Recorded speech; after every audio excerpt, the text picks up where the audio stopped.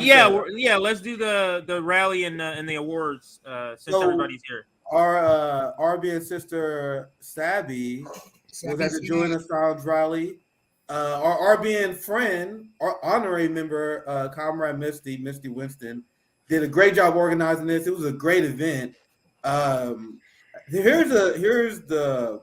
I'll play maybe 2 minutes of it. I don't know how much we want to play, but this is Sabby giving her speech at the Julian Assange rally. Let me mute my mic, and then I'll play a little bit of it, and then I'm gonna ask you, Sabby, like how this whole thing got set up and your experience after we watch a little bit of this. Hold on. Let me my mic is messed up. There we go. First and foremost, big shout out to Misty for putting this together. All the Assange activists as well.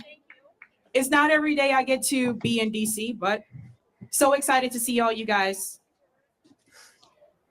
When I studied journalism in undergrad, my professors told me that journalism was about reporting the facts. What they did not tell me was that there are certain agencies that do not want some facts or truths reported. Sometimes that decision lies in the hands of an editor, a publisher, a platform, or the United States government. Julian Assange is currently in prison for reporting the facts, for revealing harsh truths about US war crimes. He's being tortured for doing his job. Some government officials, like John Bolton,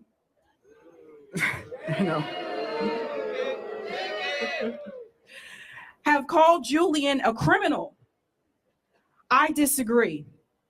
Journalism should not be a crime. But I would ask John Bolton, where is that same outrage for the real criminals? Where is that same outrage for the clients of Jeffrey Epstein? Where is that same outrage for the Wall Street bankers that stole people's homes during the housing crisis? Those are the real criminals, and they walk among us freely.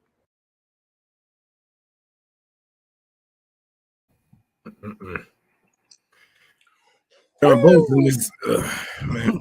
I think that was a good stopping point. But He got to be one of the first ones to go there. That was fire, though. Yeah. if you want to add about your experience about the event, the turnout, the energy. I've seen there's a lot of videos that I showed a few on Twitter on our show yesterday. But how was the experience? That was a great speech, and make sure you got to check out the rest of it. I'll just play a little bit there, but.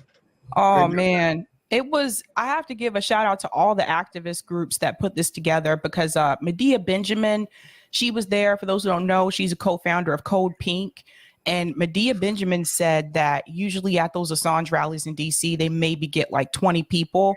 There were probably about 200 people. So it was a big turnout. She said they never had a turnout that big. And so I think Misty and everyone else really heavily promoted this. I also shout out to the people that brought Misty on to promote this event. I know she was on Jimmy's show. He heavily promoted it. So I think that was a big factor to get people out. It was so many people, there's so many speakers there. I don't know. I was just in awe of all the people, all the speakers. So I was like, I think that's the result. Excuse me. But I think that's the result of independent media, to be honest. Because you know all these people that spread the awareness on Julian Assange like never before. Like I said, before 40, 50 people probably will show up. And I still remember those. And now because you have all these independent media, including Jimmy, who had Misty on to promote what we had her on. I've seen pretty much all our friends have Misty on. Pretty much everyone in independent media was at least the good ones, the real left was helping promote the trial. Yeah, it was so Chris Hedges was there, Jill Stein was there. Chris Hedges did his speech last, which thank you, because I don't know how anybody could have followed up after him. Oh yeah, there's no way. Good. Reverend Annie was there. She's a former Black Panther. She was incredible. Dan Cohen was there. So a lot of actually some of the people that have been on RBN, John Kiriakou was there, Matthew Ho was there. Like, it was so many speakers. And then on top of that, like, follow Ford Fisher on Twitter, you guys, if you're not following him, because he got everything. And his quality is his quality of his video is better than mine, because he had an actual camera. I used my phone. Like, we had multiple phones we were using in the stream. But he documented a lot of this. Multiple people streamed it too. Franco was there from Frank Analysis, so he streamed. Colin streamed for Indie News Network. Like, there were multiple people streaming. But I gotta tell you, like, when we grabbed that yellow ribbon and walked around the Department of Justice, that's how you see just how many people were there. Because it was, first of all, that's a huge building. It was kind of funny because a tour bus went by at one point, and they were at the stoplight, and they just all looked over, like, and you see all these people chanting like "Free Julian Assange." So it's like they couldn't miss it, right?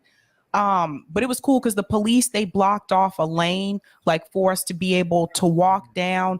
I was just really, really, really proud, like, all the people that could make it. And shout out to all the RBN community, because I got to tell you guys, we have like such a sweet and an awesome community. I never thought I'd see that many of them, because they were all like, "Sabby, we love you guys at RBN." Like they really, I had no idea the effect that we have on people, but that you guys don't know just how happy they were to see at least one person from RBN present.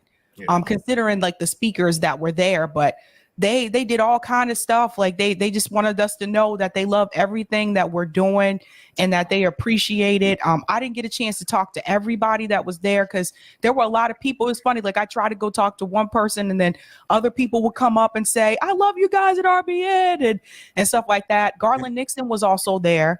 But it was a great event. And all I have to say is, like, you see who wasn't there. CNN and MSNBC, they weren't there. Fox News was there. Wow. What Majority Report, TYT, they wasn't there, Savvy? Didn't cover it, didn't promote the event, didn't. I thought TYT would have owned the progressives. What? Mainly the people that you would think of did not even promote this event or even have Misty on, because of the relationship.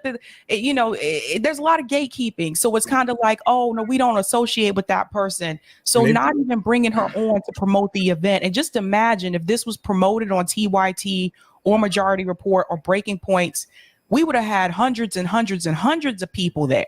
But London got the word out very, very officially. They had over 5,000 people at the Parliament at London. But yeah, a lot of the big name people in independent media did not promote it at all, because of who's associated with it. And that's really sad. And this is why the left is not winning and is not going anywhere. Sometimes you got to put those things aside. But it's not only that, Sabby. You know that these people, they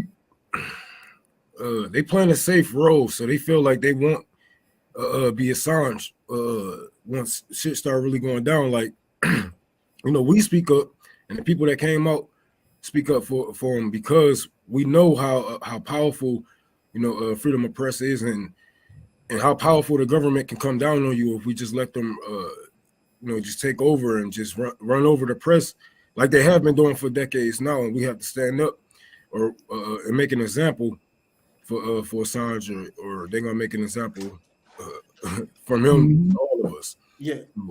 Shout out to everybody that was there. That was dope. I did see that as soon as I got in. I saw Nick was out with the KC tenants. I'm like, damn. Yeah, that's what I wanted to watch all the Julian Assange live streams, but I was out. And to Savvy's point, it was wild because I honestly stayed grounded, because I'm like just an ordinary guy. Like, Twitter is not real life for the most part. But when I went to the KC tenant event, there was like, just like Savvy said, there was like 5 to 6 people that came up to me like, "Yo, I watch RBN. It's crazy to see. I'm glad to see you here."